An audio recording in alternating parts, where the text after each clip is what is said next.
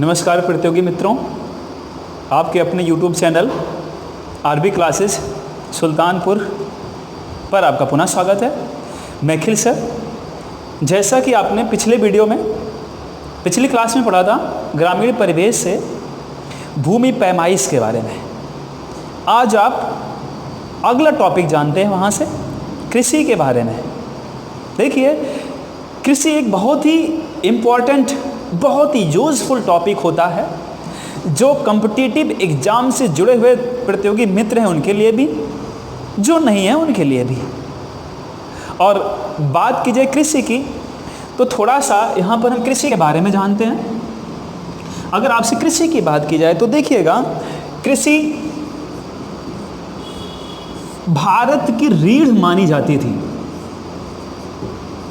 जब भारत आज़ाद हुआ था तो कृषि को भारत की रीढ़ की हड्डी मानी जाती थी। लेकिन आज यही रीढ़ की हड्डी हमारी कमज़ोर पड़ चुकी है। यहाँ से जुड़ी हुई वो चीज़ें हम आपको बताएंगे जहाँ से क्वेश्चन पूछे जाते हैं। देखिए, सबसे पहले हम जानते हैं कि महत्वपूर्ण बिंदु कौन कौन से हैं जहाँ से क्वेश्चन हमसे पुटअप होते हैं, जहाँ से क्वेश्चन ज़्यादा से ज़्यादा उठते हैं। तो आइए पहले उन्हीं को डिस्क्राइब करते हैं। बात की जाए भारत में पहला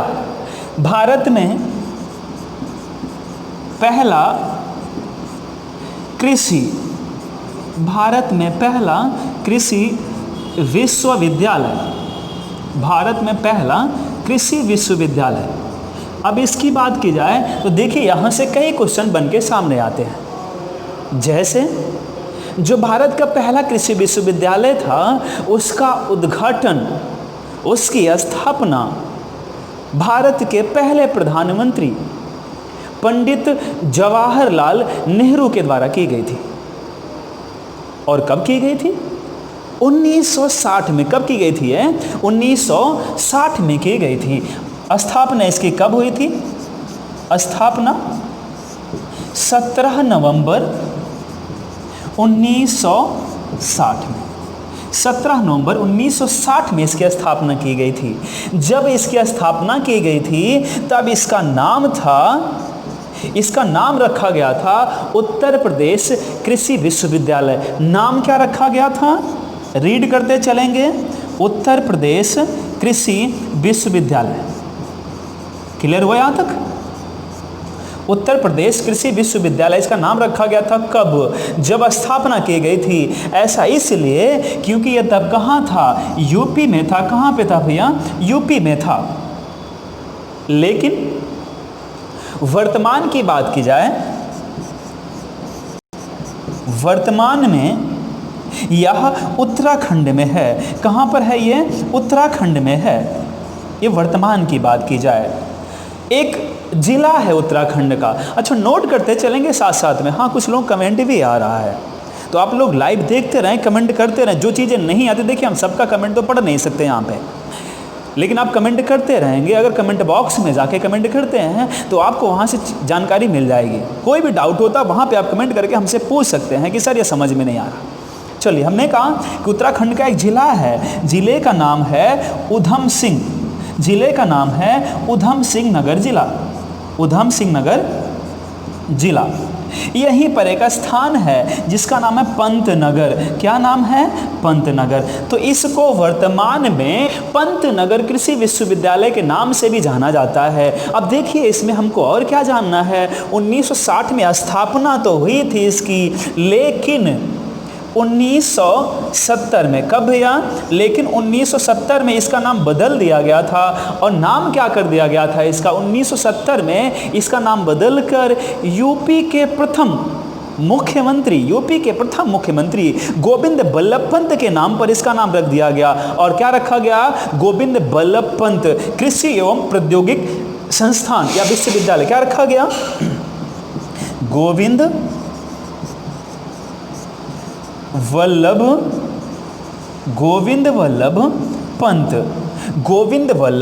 पंत कृषि एवं प्रौद्योगिक एवं प्रौद्योगिक विश्वविद्यालय क्या रखा गया? बिल्कुल नोट करते चलेंगे साथ साथ में। हमने कहा कि 1970 में इसी का नाम बदल दिया गया, जिसका नाम पहले था क्या? उत्तर प्रदेश कृषि विश्वविद्यालय था। इसी का नाम बदलकर 1970 में गोविंद बल्लभ पंत कृषि एवं प्रौद्योगिक विश्वविद्यालय कर दिया गया। तो इतनी चीज़ें हमको यहाँ से जाननी। देखिए क्वेश्चन कैसे पुटअप होता है। यहाँ से क्वेश्चन पूछ सकता है, अगर थोड़ा डिटेल में जाएगा तो क्वेश्चन पूछ सकता है कि भारत का पहला विश्वविद्यालय जो कि 1960 में स्थापित किया गया, वर्तमान में यह उत्तराखंड के किस जिले में स्थित है? तो जिला हमको याद रखना है। जिला है कौन सा? उधम सिंह नगर जिला, है ना। तो यहाँ से अगर क्वेश्चन थोड़ा डीप करेगा तो यहाँ पहुँचेंगे हम। लेकिन अगर आपसे अगला क्वेश्चन पूछेगा कि पहले इस विश्वविद्यालय का नाम क्या था, पहले इस विश्वविद्यालय का नाम क्या था? तो देखिए हमने कहा जब स्थापना हुई थी तब इस विश्वविद्यालय का नाम था उत्तर प्रदेश कृषि विश्वविद्यालय, क्योंकि यह स्थान था कहाँ? यूपी में। लेकिन सन 2000 में जब उत्तराखंड अलग हो गया यूपी से, तब यह है कहाँ? वर्तमान उत्तराखंड में है। 1970 में इसका नाम बदलकर यूपी के पहले मुख्यमंत्री के नाम पर कर दिया गया, गोविंद बल्लभ पंत कृषि एवं प्रौद्योगिक विश्वविद्यालय कर दिया गया। इतनी चीज़ें पहले पॉइंट से, तो इसको नोट कर लेंगे। और जिनको स्क्रीनशॉट लेना है स्क्रीनशॉट भी ले सकते हैं, फिर हम इसको इरेज करते हैं। चलिए हो गया, आगे बढ़ते हैं।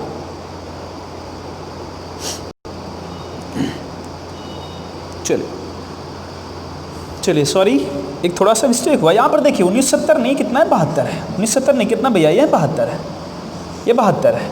क्लियर कर लेंगे इसको। चलिए इरेज कर दें इसको, आगे बढ़ते हैं। आगे बात की जाए भैया, अगर आपसे दूसरे पॉइंट की बात की जाए, देखिए आपको पता है कि भारत एक कृषि प्रधान देश है। अभी भी भारत कृषि प्रधान देश ही कहा जाता है। लेकिन अगर बात की जाए कि वर्तमान में कृषि क्षेत्र की हिस्सेदारी कितनी है जीडीपी में, भारत की जीडीपी में कृषि क्षेत्र की हिस्सेदारी है कितनी, तो हमने कहा कि भारत एक कृषि प्रधान देश है। लेकिन बात की जाए अगर कि कितने लोग कृषि क्षेत्र में लगे हुए हैं, तो कृषि क्षेत्र में कितने लोग लगे हुए हैं? कृषि क्षेत्र में कितने लोग लगे हुए हैं भैया? 48.9% लोग लगे हुए कृषि क्षेत्र में। मतलब इनको रोजगार, इतने परसेंट लोगों को, इतने प्रतिशत लोगों को रोजगार देने का अकेले काम कौन करता है? कृषि क्षेत्र करता है। लेकिन भारत की जीडीपी का मतलब होता है भैया, जीडीपी का मतलब होता है ग्रास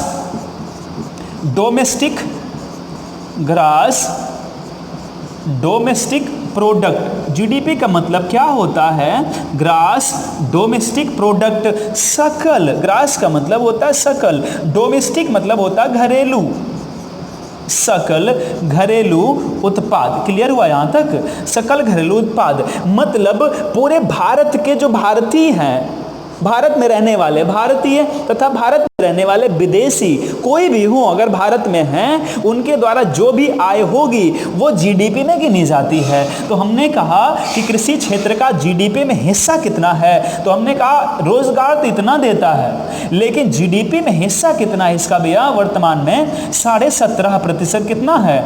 17.5% है। तो सोचने वाली बात है जरा सी कि जीडीपी में हिस्सेदारी तो 17.5% ही है, लेकिन रोजगार अकेले 48.9% लोग देता है। जब भारत आज़ाद हुआ था 1947 में, जब पहली पंचवर्षीय योजना लाई गई थी 1951 में, जब पहली पंचवर्षीय योजना लाई गई थी 1951 में, 1951 से 56 तक पहली पंचवर्षीय योजना चलाई गई है ना। इसको भी रीड करेंगे हम।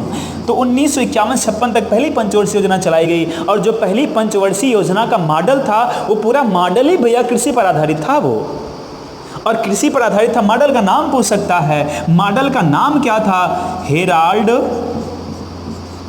डोमर। क्या मॉडल था भैया? हेराल्ड डोमर मॉडल था वो, हेराल्ड डोमर मॉडल था, जो कि पूरी तरह से कृषि पर आधारित था, अर्थात कृषि को बढ़ावा देने के लिए मॉडल बनाया गया था। उस समय जब जीडीपी में देखा गया तो कृषि क्षेत्र की हिस्सेदारी थी कितनी? कृषि की हिस्सेदारी भैया लगभग 55% कितनी थी? लगभग 55%, या किसी किसी में भैया 52% भी मिलती है, तो ये लगभग 55% थी। उस समय पहली पंचवर्षीय योजना के दौरान। लेकिन आज यही चीज़ कितनी हो चुकी है, 17.5% ही बची है। तो सोचिए कहाँ से हम कहाँ पहुँच गए, है ना। चलिए 2 पॉइंट हुआ। चलिए इसका भी स्क्रीनशॉट हम लेंगे। और साथ साथ में हमने कई बार आपसे कहा भैया कि नोट्स बनाते चलेंगे, नोट्स बनाने में कोई लापरवाही नहीं करेंगे। हाँ, लोग कमेंट कर रहे हैं, हम देख रहे हैं भैया, धीरे धीरे कमेंट आ रहा। तो आप लोग अच्छे से पढ़िए, मन से पढ़िए और कमेंट करते रहिए बीच बीच में। जो नहीं आता आपको वो तुरंत कमेंट बॉक्स में जाकर पूछ सकते हैं कि सर ये चीज़ें नहीं समझ में आई। हम लाइव हो सकता ना देख पाए, ना बता पाएँ, लेकिन जब हम उस वीडियो को बाद में रीड करेंगे, कमेंट आपका पढ़ेंगे, तो पक्का वहाँ पर जवाब दे पाएंगे।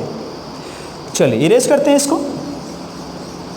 तीसरे पॉइंट की बात करें। देखिए अगला क्वेश्चन हमसे पूछ सकता है कि कृषि किस सूची का विषय है, या कृषि को किस सूची में रखा गया है।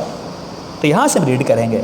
तो देखिए भारतीय संविधान की 8वीं अनुसूची, भारतीय संविधान की 7वीं अनुसूची, जो भारतीय संविधान की 7वीं अनुसूची है भैया, उसमें 3 सूचियां जोड़ी गई हैं। कितनी सूचियां जोड़ी गई हैं? 3 सूचियां जोड़ी गई हैं। कौन कौन सी सूची जोड़ी गई है? राज्य सूची जोड़ी गई है,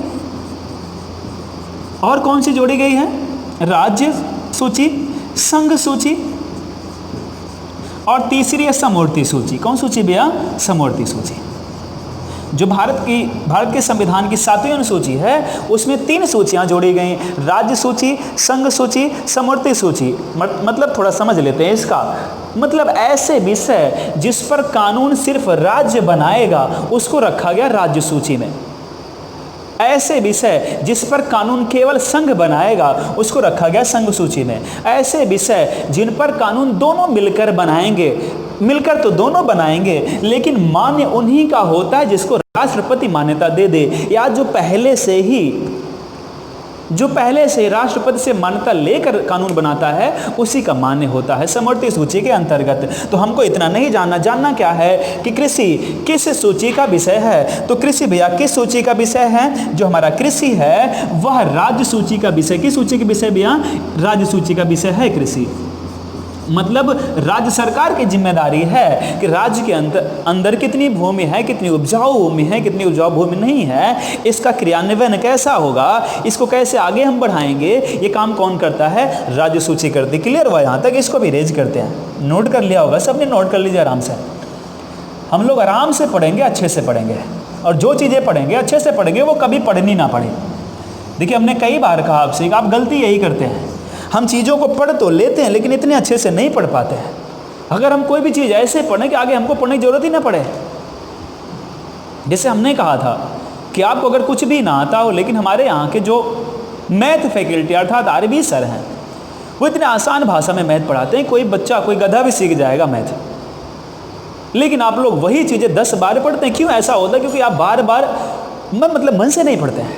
तो हमने कहा कोई भी चीज़ अगर आप मन से पढ़ते हैं, मन से कोई चीज़ करते हैं, तो अपने आप क्लियर हो जाता है। आगे बढ़ते हैं, अगले पॉइंट की तरफ बढ़ते हैं। अगला पूछा गया राष्ट्रीय कृषक आयोग की स्थापना कब की गई? बिल्कुल, देखिए यहाँ से एक अलग क्वेश्चन बनता है। राष्ट्रीय कृषक आयोग की स्थापना कब की गई?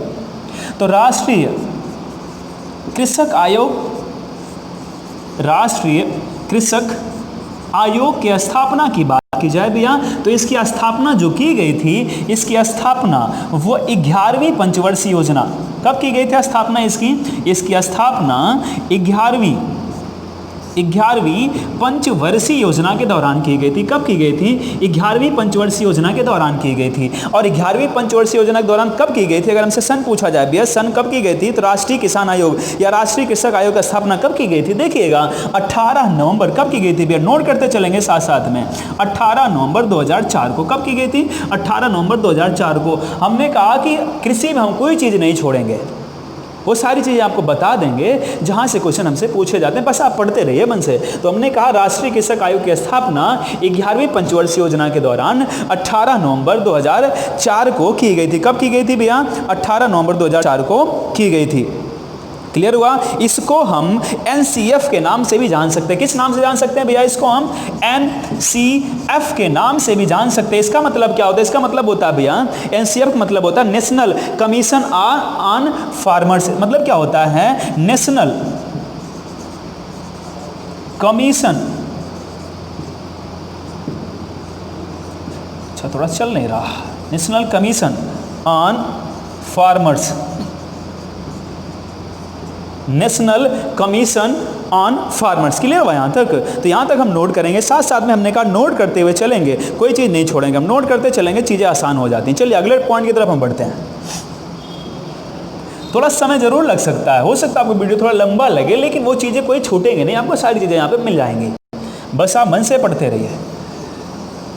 नोट हुआ भैया सबका? चलिए रेज कर दें। ये बात रही राष्ट्रीय कृषक आयोग की। अगली बात की जाए, देखिए आपने नाम सुना होगा ICAR, क्या नाम सुना होगा? ICAR का नाम सुना होगा, ICAR। इसका मतलब क्या होता है? ICAR है क्या ये? देखिए ICAR की बात की जाए तो Indian council of agricultural research है क्या भैया? ये Indian council of agricultural research. देखिए इसका पूरा रूप क्या होता है?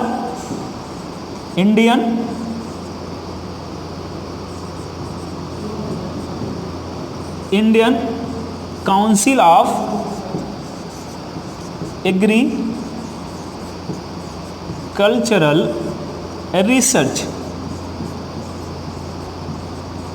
Indian council of agricultural research. Note हो भाई यहाँ तक? इंडियन काउंसिल ऑफ, अच्छा ठीक, इंडियन काउंसिल ऑफ, यहाँ पे सी होएगा, Indian council of agricultural research, भारतीय कृषि अनुसंधान परिषद। हिंदी क्या होगी भैया इसकी? भारतीय कृषि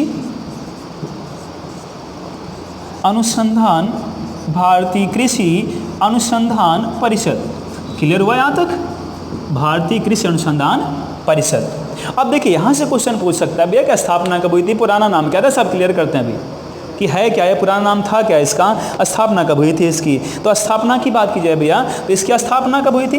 देखिएगा, पढ़ते चलिएगा साथ साथ में। स्थापना की बात की जाए तो स्थापना हुई थी 16 जुलाई। कब हुई थी इसकी स्थापना? 16 जुलाई 1929। कब हुई थी भैया? 16 जुलाई 1929 को इसकी स्थापना की गई थी। क्लियर हुआ यहाँ तक? 16 जुलाई 1929 को ICAR की स्थापना की गई थी। जो इसका पुराना नाम था, इसका पुराना नाम था क्या भैया? जिसका पुराना नाम, अच्छा मुख्यालय यहीं पर जान लेते हैं, फिर पुराना नाम जानते हैं। मुख्यालय की बात की जाए तो इसका मुख्यालय कहाँ है? नई दिल्ली। मुख्यालय कहाँ भैया इसका? नई दिल्ली में है इसका मुख्यालय। क्लियर हुआ यहाँ तक? पुराने नाम की बात की जाए तो देखिएगा जो संस्था है इसका पुराना नाम क्या था? पुराने नाम की बात की जाए, पुराना नाम, जैसे मूवी आई थी तेरे नाम, इसी तरह से पुराना नाम भी इसका है। देखिए पुराना नाम है क्या इसका? इसका पुराना नाम था भैया, जहां पर इंडियन लगा हुआ है वहीं पर पहले क्या लगा हुआ था? इंपीरियल लगा हुआ था। क्या लगा हुआ था भैया? इंपीरियल लगा हुआ था। ये इंपीरियल का मतलब होता है शाही, इंपीरियल मतलब होता है शाही। तो हमने कहा कि जब इसका पुराना नाम था तो जहां पर इंडियन है ये, यहीं पर क्या लगा हुआ था? यहीं पर इंपीरियल लगा दिया गया था, बस इतना था। Imperial council of agricultural research इसका नाम हुआ करता था। कब? जब इसकी स्थापना की गई थी। लेकिन वर्तमान में यह Indian council of agricultural research के नाम से स्थापित कर दिया गया है। इतनी चीज़ें क्लियर हुई भैया यहाँ से? इसका काम क्या है? अब इसका काम क्या है इसको नोट कर लीजिए, फिर आगे बताते हैं इसका काम क्या है, इसका वर्ग क्या है। देखिए इसका वर्ग क्या है, यही वो संस्था है जो भारतीय मृदा की विशेषता बताती है। यही वो संस्था है जो भारतीय कृषि में कितने प्रकार की मृदा है, उपजाऊ मृदा कौन सी है, मुख्य मृदा कौन सी है और उनसे लगी हुई उप मृदा कौन सी है वो बांटता है। तो यही संस्था है जिसने भारतीय मृदा को, इरेज कर दें भैया, नोट कर लिया आपने, स्क्रीनशॉट ले सकते हैं, नोट भी कर सकते हैं साथ साथ में। चलिए नोट कर लीजिएगा।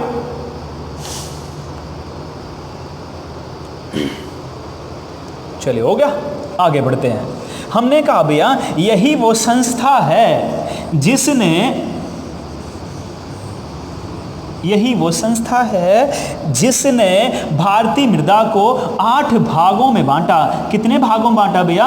8 भागों में इसी ने भारतीय मृदा को बांटा। वो 8 भाग हैं कौन कौन से? आपने पढ़ा होगा। वो 8 भाग हैं कौन कौन से? देखिए कौन कौन से हैं। देखिए जलोढ़, लाल, ये मृदा है भैया, जलोढ़ मृदा, लाल मृदा, जलोढ़, लाल, काली, लैटेराइट, लैटेराइट, पर्वतीय, पर्वतीय, मरुस्थलीय, मरुस्थलीय पीठ, या इसी को बोलते हैं भैया दलदली, पीठ या दलदली।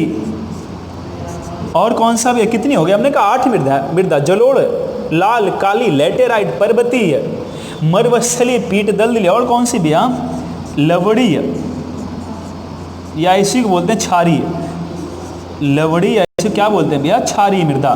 तो देखिए हमने कहा कि जो ICAR संस्था है हमारी, इसने भारतीय मृदा को 8 मुख्य भागों में बांटा। सबसे उपजाऊ तथा सबसे अधिक भूभाग पर पाई जाने वाली मृदा है कौन सी, जलोढ़। कौन सी भैया, जलोढ़ है। उसके बाद लाल, काली, लैटेराइट, पर्वतीय, मरुस्थलीय, पीठ या दलदली, लवणी, ये 8 मृदा किसने बांटा, ICAR नामक संस्था ने। नोट हो गया यहां तक, इरेज कर दिया जाए अब। चलिए नोट कर लीजिए, आगे बढ़ते हैं फिर। आराम से नोट करते चलिएगा, साथ साथ में नोट करते चलिए, पढ़ते चलिए, रीड करते चलिए। दोबारा नहीं पढ़ना पड़ेगा आपको, ये कृषि खेती करना आप सीख जाएंगे।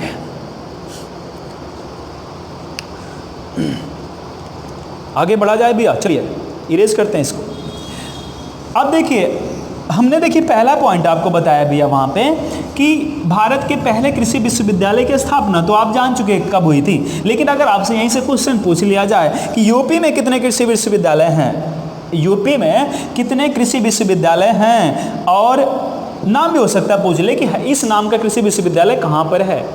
तो यूपी की बात की जाए भैया तो यूपी में 4 कृषि विश्वविद्यालय, यूपी में 4 कृषि विश्वविद्यालय,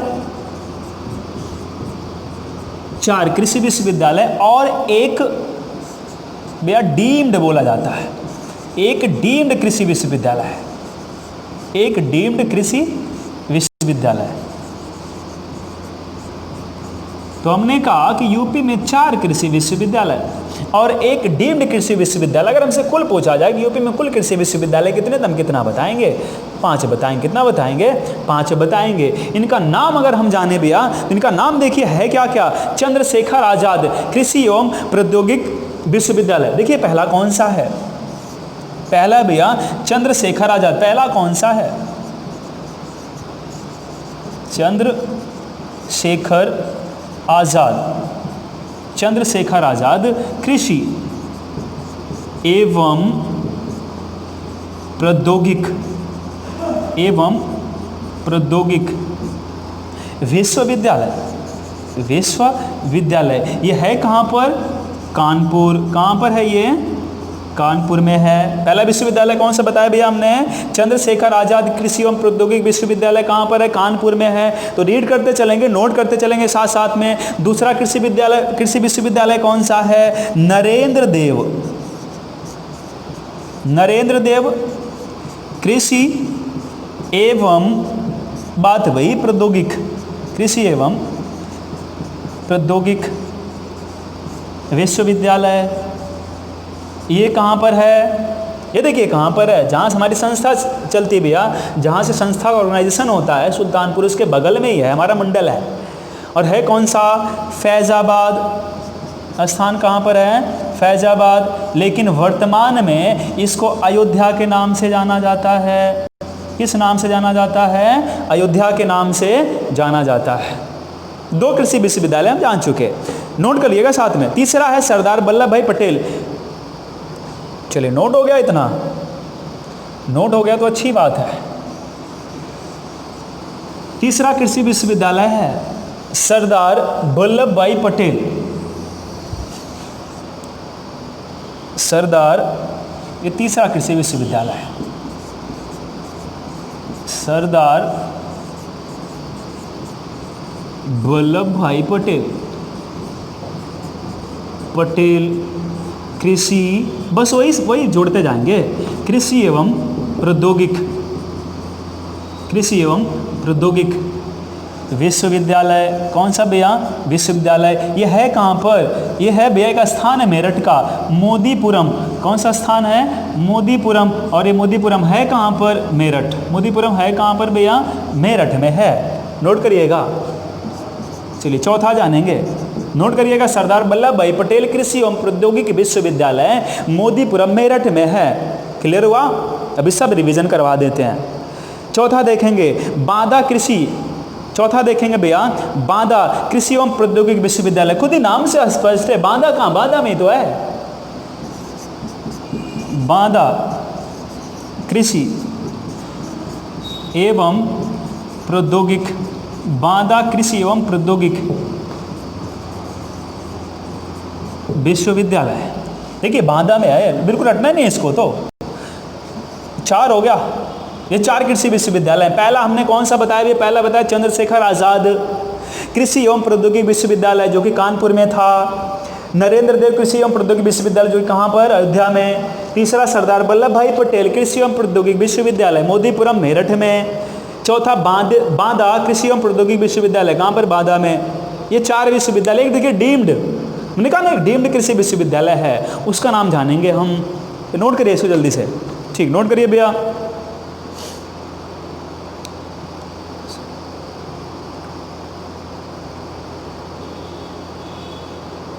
हो गया? चलिए 5वां देखिए कौन सा है जो डीम्ड बोला जाता है। देखिए कौन सा 5वां, सैम हिगिन बाटम। नोट करिएगा, Sam Higginbottom Institute of Agriculture, Institute of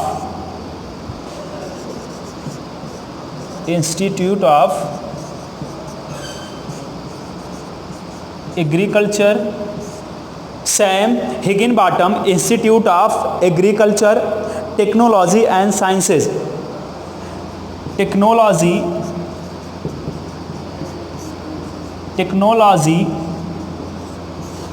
and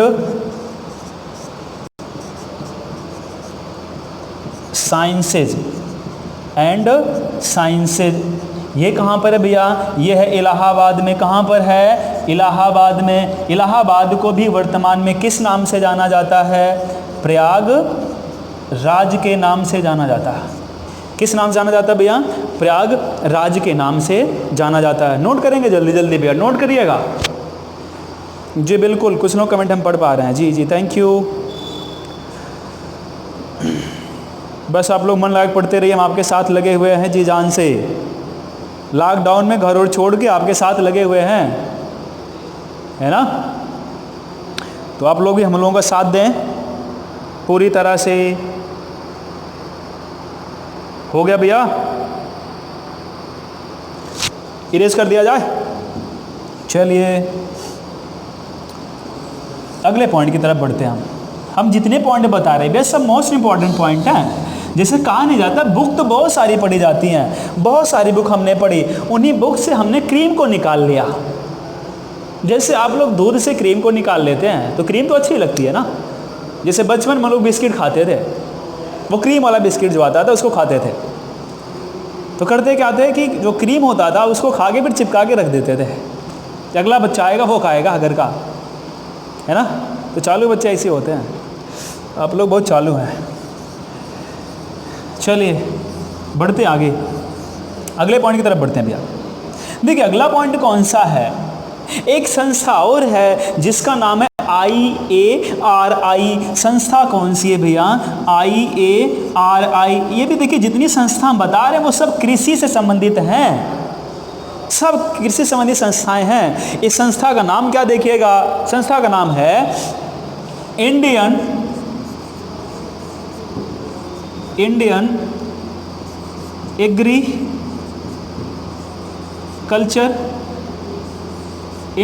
agriculture यल है इंडियन एग्रीकल्चर रिसर्च इंस्टीट्यूट,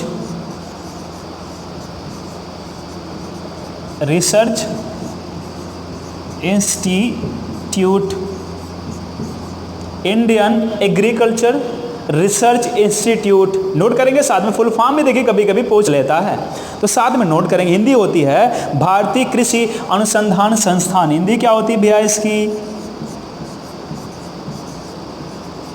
भारतीय कृषि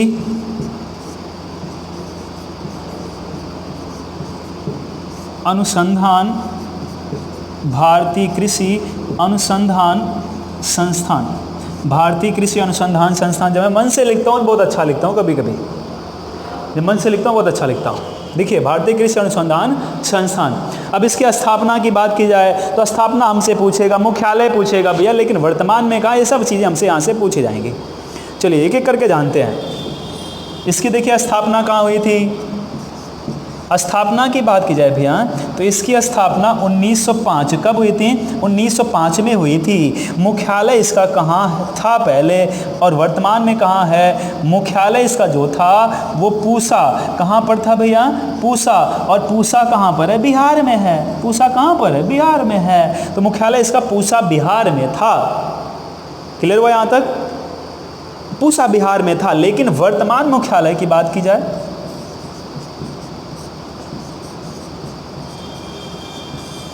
वर्तमान मुख्यालय की बात की जाए तो वर्तमान मुख्यालय कहाँ है भैया, नई दिल्ली।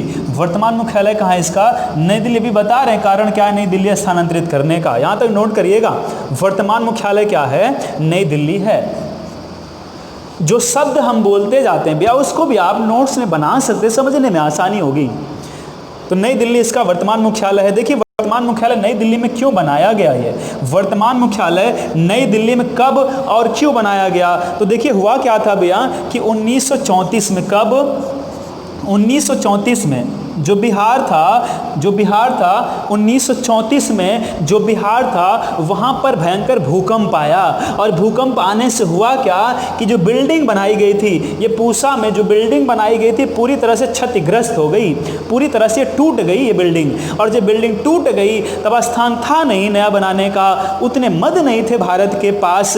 तो कहाँ स्थानांतरित कर दिया गया इसे, दिल्ली में। दिल्ली में एक पहले से बना बनाया भवन था, उसी में इसको स्थानांतरित कर दिया गया। तो अगर हमसे पूछा जाए कि IARI का फुल फॉर्म क्या होता है, इंडियन एग्रीकल्चर रिसर्च इंस्टीट्यूट, भारतीय कृषि अनुसंधान संस्थान, स्थापना कब हुई थी, 1905 में हुई थी। मुख्यालय कहाँ था, पहले इसका पूसा बिहार में था, वर्तमान में कहाँ है, नई दिल्ली में है। क्यों ऐसा हुआ, क्योंकि 1934 में वहाँ पर भयंकर भूकंप आया और जिसकी वजह से मुख्यालय कहाँ बना दिया गया, नई दिल्ली में। नोट करिए जल्दी से, जल्दी नोट करिए,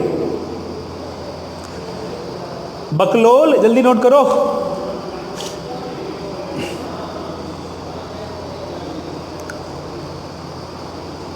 क्लियर हुआ यहां तक। चलिए आगे बढ़ते हैं। अब हमसे पूछ सकता भैया कि इसकी स्थापना में मदद किसने की थी। हमसे पूछ सकता है कि इसकी स्थापना में मदद किसने की थी, जो संस्था है ये, इसकी स्थापना में मदद किसने की थी। तो अमेरिका के एक समाजसेवी थे, तो अमेरिका के एक समाजसेवी थे, अमेरिका के समाजसेवी थे, अमेरिका के समाजसेवी थे। उनका नाम क्या था, अमेरिका के समाजसेवी थे, उनका नाम था हेनरी फिप्स। नाम क्या था, हेनरी फिप्स, उनका नाम था हेनरी फिप्स। इन्होंने 30,000 पाउंड, इन्होंने 30,000 पाउंड दिया और किसके स्थापना के लिए, IARI नामक संस्था की स्थापना के लिए। पूछ सकता है इसका नाम पहले क्या था, तो कुछ नहीं करना, जैसे वहाँ पर देखिए, जैसे वहाँ पे हमने बताया था इंडियन की जगह पर इंपीरियल था, वैसे यहाँ पर भी क्या था, पहले इंपीरियल था। पहले क्या था भैया, यहाँ पर इंपीरियल था ये, बाकी सब कुछ वही है, इंपीरियल था ये। इतना क्लियर हुआ, इतना क्लियर हुआ, बिल्कुल। भारतीय कृषि अनुसंधान संस्थान की स्थापना अमेरिकी समाजसेवी हेनरी फिप्स, हेनरी फिप्स है भैया ये, फिप्स के 30,000 पाउंड, कितना दिया था इन्होंने, 30,000 पाउंड दिया था। और 30,000 पाउंड देकर इन्होंने स्थापना करवाई, किसकी, IARI नामक संस्था की स्थापना करवाई। क्लियर हुआ यहाँ तक। चलिए आगे बढ़ते हैं, आगे बढ़ते हैं। अब हुआ क्या, इसी में थोड़ा सा और हम जोड़ेंगे, एक कड़ी और जोड़ेंगे इसी में। अब जोड़ना क्या हमको कि जो पहले जहाँ मुख्यालय था, पहले मुख्यालय था कहाँ पर, पूसा में। जो पहले मुख्यालय था पूसा में, जो पहले मुख्यालय था पूसा में, जो पहले मुख्यालय था, वहाँ पर वर्तमान में क्या है, वहाँ पर 3 दिसंबर, कब भैया? 3 दिसंबर 1970 को वहाँ पर, नोट करिएगा, वहाँ पर 3 दिसंबर 1970 को राजेंद्र कृषि विश्वविद्यालय की स्थापना कर दी गई। किसकी कर दी गई? राजेंद्र कृषि विश्वविद्यालय की स्थापना कर दी गई। तो अगर हमसे पूछे कि जहाँ पर पहले IARI की संस्था थी, वर्तमान में वहाँ पर क्या है? तो राजेंद्र कृषि विश्वविद्यालय है। क्या है वहाँ पर? राजेंद्र कृषि विश्वविद्यालय है। इरेज किया जाए? नोट किया सबने? चलिए, अच्छी बात है, नोट किया तो। और नहीं किए तो गधे हैं, फिर बैठ के सिर्फ लिखे देखे जा रहे हैं, लिखे जा रहे हैं। लिखना, लिखिए उसको, नोट्स अच्छी तरह से बनाइए। कभी कभी तो हमको गुस्सा आता है, और कब आता हमको खुद नहीं पता है।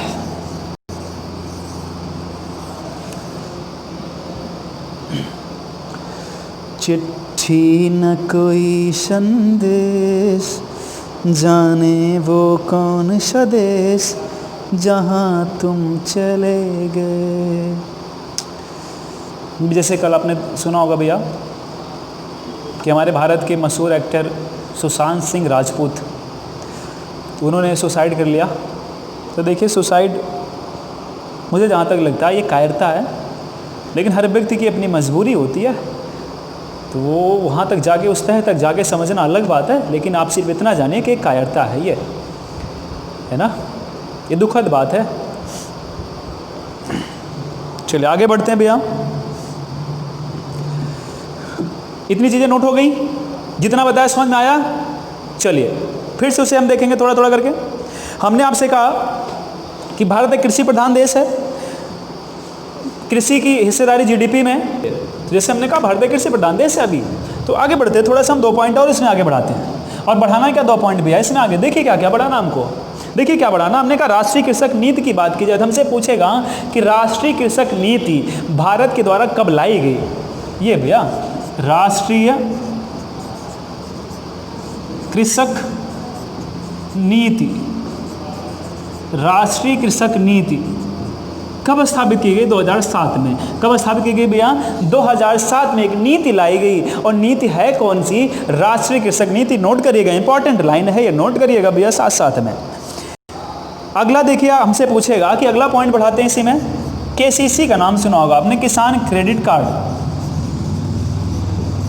किसान क्रेडिट कार्ड, किसान क्रेडिट कार्ड की बात की जाए तो इसकी स्थापना कब हुई थी? तो किसान क्रेडिट कार्ड की शुरुआत कब हुई थी? 1998-99 में इसकी शुरुआत की गई थी। और इसकी जो वैधता है, जो वैधता है इसकी भैया, जो इसकी वैधता है वो कितने वर्ष की है? 5 वर्ष की। कितने वर्ष की है? 5 वर्ष की इसकी वैधता होती है। कितने वर्ष की होती है वैधता इसकी भैया? 5 वर्ष की होती है। लेकिन शुरुआत में जो वैधता स्थापित की गई थी वो 3 वर्ष की थी। कितने वर्ष की थी? 3 वर्ष की थी। मतलब 3 वर्ष के लिए वैलिड माना जाता है ये। KCC की बात की जाए तो 2012 से, कब भैया? 2012 से प्लास्टिक कार्ड और पासबुक जो जानते हैं ना, उसकी व्यवस्था कर दी गई इसके तहत। अभी तक एक पत्र के रूप में होता था किसान क्रेडिट कार्ड, लेकिन वर्तमान में यह प्लास्टिक कार्ड और पासबुक के रूप में भी स्थापित कर दिया गया। कब किया गया? 2012 में। तो KCC किसान क्रेडिट कार्ड शुरुआत 98-99 में, वैधता 5 वर्ष की, पहले 3 वर्ष की थी। 2012 में प्लास्टिक कार्ड और पासबुक भी इसके तहत दिया जाने लगा। इतनी बातें समझ में आई आपको अच्छी तरह से। अब अगला टॉपिक आता हमारा भैया फसल। अगला टॉपिक कौन सा आएगा? फसल, जो कि मोस्ट इंपॉर्टेंट टॉपिक है। इसी से संबंधित वो भी है, कृषि से संबंधित वो भी है। टॉपिक कौन सा है? फसल, है ना। अब फसल में हम आपको अगले क्लास में बताएंगे, अगले टर्म पे बताएंगे कि फसल में आएगा क्या क्या। 1 वर्षीय फसल, बहुवर्षीय फसल, या भारत में ऋतुओं के आधार पर फसलों कितने भागों में बांटा गया है, तो रबी, खरीफ, जायद। मोस्ट इंपॉर्टेंट टॉपिक अगला भी है। तो अगले वीडियो के लिए इंतजार करेंगे आप। अगला वीडियो आपको जल्द मिलेगा। वीडियो को आप लोग लाइक ही नहीं करते हैं, देखते ही नहीं पूरा वीडियो, ये आपकी कमी है। अब सोचिए, हम लोग इतने गर्मी में, इतने पसीने में तरबतर होकर इतनी मेहनत करते हैं, और आप क्या करते हैं? रूम में बैठे बैठे पंखे के नीचे आराम से देख रहे होते हैं, फिर भी पूरा वीडियो नहीं देखते हैं। तो आप लोग वीडियो को खूब देखिए, ज़्यादा से ज़्यादा देखिए, सब्सक्राइब कीजिए और अपने मित्रों से भी करवाइए। धन्यवाद।